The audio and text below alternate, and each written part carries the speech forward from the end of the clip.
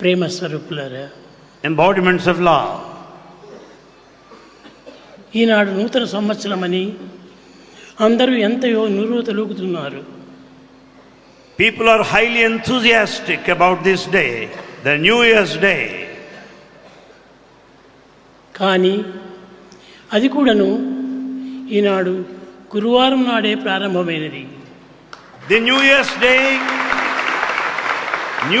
Day commences this day that happens to be Thursday. ఒక దినమును మాత్రమే మనం పోల్చుకొని ఈ యొక్క పండుగలను ఆనందపరచుకోవడం ఇది కేవలం వెర్రితనం. It is all our ignorance if we celebrate the festival basing on the days alone. నిజమైన భక్తులకు నిత్యము ఒక పండుగనే. For true devotees, every day is a matter of celebration. కనుక నిత్యము మనం ఇది నూతన సంవత్సరమని, నూతన దినమని, నూతన గంటలని, నూతన నిమిషములని మనం భావించుకొని ఆనందించడం ఎంతైనా ఆనందం.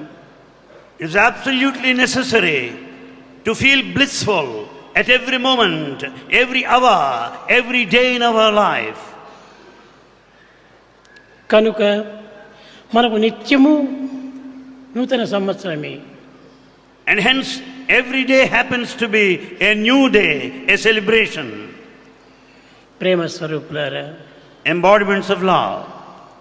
ఈ జగత్తునందు ఉన్నదంతా కూడాను కేవలం అనిత్యమైనటువంటిది, అశాశ్వతమైనటువంటిది. All that exists in this world is ephemeral and transitory. మనము నిత్య జీవితాన్ని గురించి యోచిస్తున్నామే కానీ భవిష్యత్తును గురించి కానీ గడిచిపోయినటువంటి దానిని కానీ గురించి మనం విచారించటం లేదు. We just spend the present moment ignoring the past and the future. కానీ ఇది మానవుని యొక్క పెద్ద అజ్ఞానమే. This is the sign of ignorance. ఎప్పటికప్పుడే ఉండేటువంటిది అదే ప్రస్తుతమైనటువంటిది, అది ఏ సత్యమైనటువంటిది. What that happens right now, this moment, is the truth. Past is past. Past is past. అది మనం ఎంత ప్రార్థించినా తిరిగి మనకు రాదు. By repeated prayers, you cannot recover, bring back the past. Future కాలగర్భంలో కలిసిపోయినది. The future is uncertain, still in the womb of time. కానీ దానిని చూచుటకు సాధ్యం కాదు. It is impossible for anyone to visualize the future. కనుకనే ప్రజెంట్ ఇది ఏ నిజమైనటువంటి సత్యమైనటువంటిది, సత్యం. And hence the existence, the present, is the truth. ఈ సత్యాన్ని గుర్తించుకోలేక పాస్ట్ను, ఫ్యూచర్ను యోచిస్తూ కూర్చున్నారు మానవులు. Man has forgotten the basic truth in the existence in the moment of time and has been wasting his time brooding over the past and thinking of the future. అన్నింటికి మనకు ప్రధానమైనటువంటిది సేవనే. Of all, most important thing is service. ఇట్టి సేవను మనం మరచి రాబోయేటువంటి యొక్క భవిష్యత్తుల గురించి విచారిస్తూ గడిచిపోయినటువంటి దానిని గురించి వగస్తూ కాలాన్ని వ్యర్థం చేస్తున్నాము. We have forgotten our bounden duty of rendering service in the community. We go on worrying of the future and brood over the past. కనుక ప్రేమ స్వరూపులారా, Embodiments of love. మనము నిరంతరం కూడాను సేవల కంటే మించినటువంటిది ఆ సాధన మరొకటి లేదు. We have to recognize there is no other spiritual practice which is more than that of service. శ్రవణం, కీర్తనం, విష్ణు స్మరణం, పాదసేవనం, వందనం, అర్చనం, దాస్నేహం, ఆత్మనివేదనం, ఇది అని మనం భావించుకొని ఇట్టి సేవలను మనం మునిగిపోతున్నాము. We spend our time thinking of the 9 paths of devotion, like singing, listening, worship, salutation, surrender, and so on. కనుక మనకు నిత్య సత్యమైనటువంటిది సేవ యొక్క ఫలితమే ప్రధానమైనటువంటిది. The consequence and the results of our eternal service is most important to be kept in view. ఆది పురుషులు ఇట్టి సేవల చేతనే ధన్యులైపోయారు. In fact, That is the cause for our liberation and redemption right from the beginning. మనం నిరంతరం కూడా పరులకు సేవ చేస్తూ రావాలి. We have to offer incessant services to everybody. అందు నిమిత్తమే ఈ కాయమును భగవంతుడు అనుగ్రహించాడు. For that purpose this body is gifted. ఈ దేహము కేవలం తిని త్రాగి కాలమును వ్యర్థం చేసే నిమిత్తమే కాదు. The body is gifted not to merely spend time in food, raiment, shelter, drinking and eating alone. కనుక ఈ దేహమును పరులకు సహజీవులకు సాధన చేసే నిమిత్తమై అందించినాడనే సత్యాన్ని గుర్తించాలి. We have to recognize the basic fact that God has given us this body to serve the neighborhood, everybody in society. కనుకనే ప్రతి మానవుడు కూడా సేవలో పాల్గొనాలి. Hence everyone must participate in service. సేవ కంటే మించినటువంటి ఫలితం మరొకటి లేదు.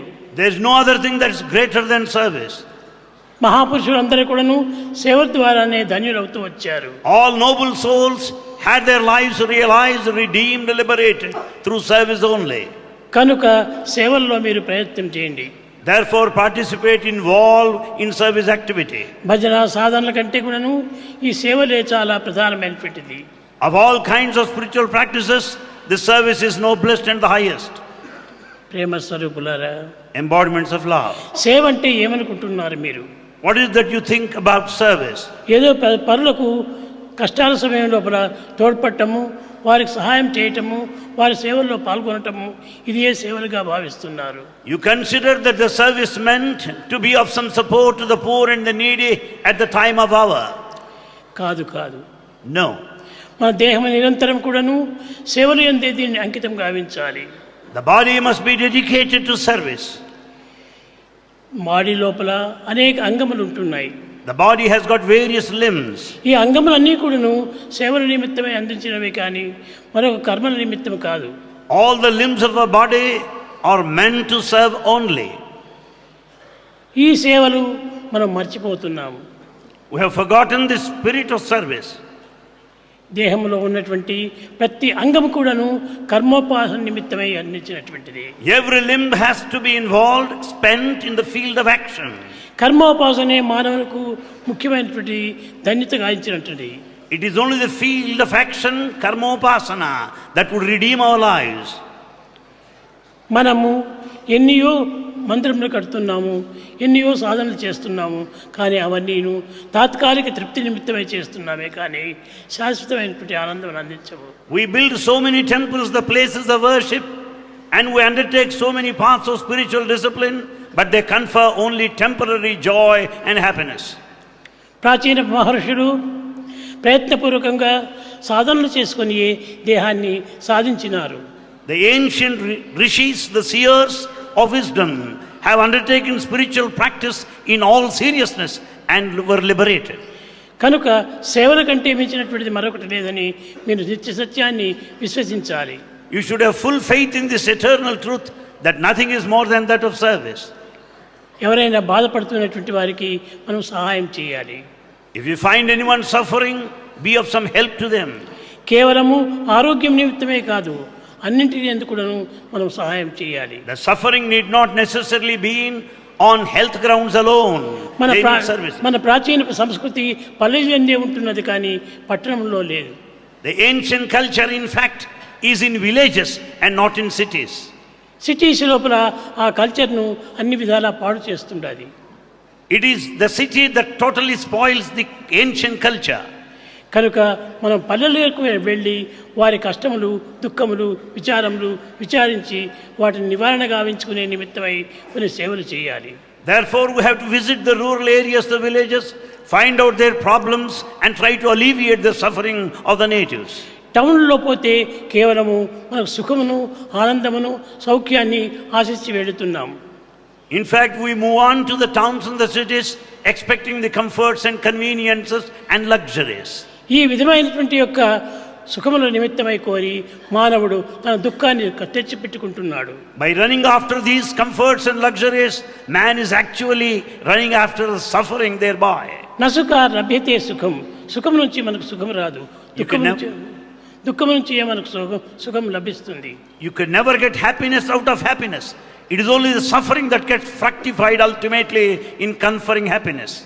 అందు నిమిత్తమై ప్రాచీన మహర్షులందరూ కూడాను ఊరు గ్రామాలను వదిలిపెట్టి అరణ్యాలకు చేరి ఏకాంతమైనటువంటి సేవ లోపల దైవాన్ని ఆరాధన చేస్తూ వచ్చారు. That's the reason why the ancient rishis are far from the madding crowd, away from the cities and towns, spend their lifetime in forests. కనుక సేవలు చేయండి. So serve. మన యొక్క చేతులు సేవల నిమిత్తమై వచ్చినది. ఎవరికైనా అబ్బా అతను నాకు ఈ మంచితనం చేశాడు అనే పేరుని తెచ్చుకుంటే అంతకంటే గొప్పతనం లేదు. There is nothing other than rendering service to a person who is in need of your service. That gives you good name and fame. కనుక మనము గుడ్ వర్క్ చేయాలి, కానీ మనం సహజమైనటువంటి యొక్క శాంతి జీవితాన్ని గడపాలి. We should do good work and lead a peaceful life. ఈనాడు భజన చేయడానికి వచ్చినటువంటి పిల్లలు సేవాదళం వారు. Those that have participated in bhajans, they belong to Sevadal, the service wing. కానీ ఈ సేవలన్నీ కూడా దైవానికి చేయాలి, దైవాన్ని ఆనంద పెట్టాలి అని మీరు ఏమాత్రమూ విశ్వసించకండి. Don't think that merely that you are serving only to satisfy God and to please Him alone. భగవంతునికి సేవల యందే ఆనందం కానీ, పూజల యందు కానీ, త్యాగములందు కానీ ఆనందం లేదు. In fact, God is very happy watching your services and not other forms of worship. కనుక సర్వీస్ మనం చేయండి. So we should serve. The best way to love God is to love all, serve all. The best way to God is to love all and serve all. ఈ రెండింటినీ మనం చక్కగా గుర్తించుకొని వర్తించితే ఇంతకంటే గొప్ప సాధన మరొకటి లేదు. If we recognize these twin principles, there is no other greater spiritual path other than A this. నయా పైసా కూడాను మనం ఖర్చు చేయనక్కర్లేదు. You don't need to spend money for this. సేవలకై ఎన్నో లక్షలు మనం ఖర్చు పెడుతున్నాం. We are spending lakhs of money for service activity. దానివల్ల ఏమి మనకు లభిస్తుండాలి? What is the result of all this? ఏమీ లభించటం లేదు. Nothing you get. కనుక ఈ ధర్మం ఖర్చు పెట్టి ఈ వ్యర్థమైనటువంటి కాలాన్ని మనం అనుభవించటం కంటే సార్థకమైనటువంటి జీవితాన్ని జరుపుకోవటం చాలా ఉత్తమం.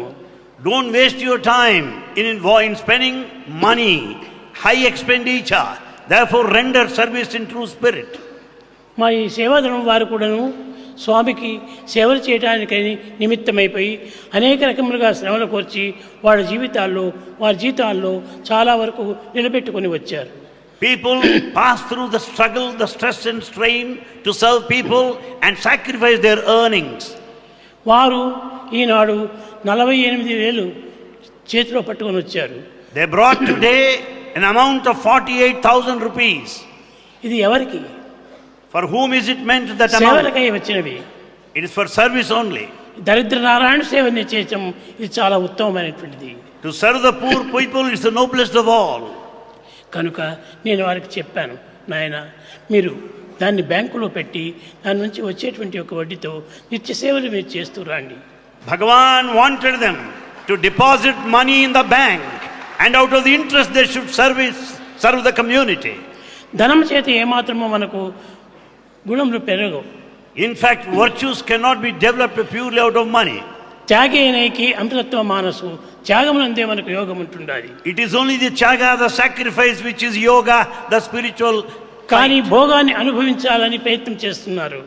Because we are after this bhoga, the affluence. కనుక మన భోగం చేత రోగమే వస్తుంది, కానీ త్యాగం రాదు.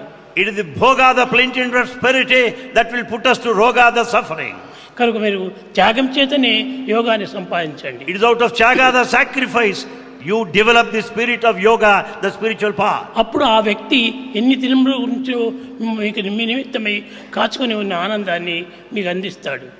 Naturally, you will be able to make that person happy, the recipient of your service.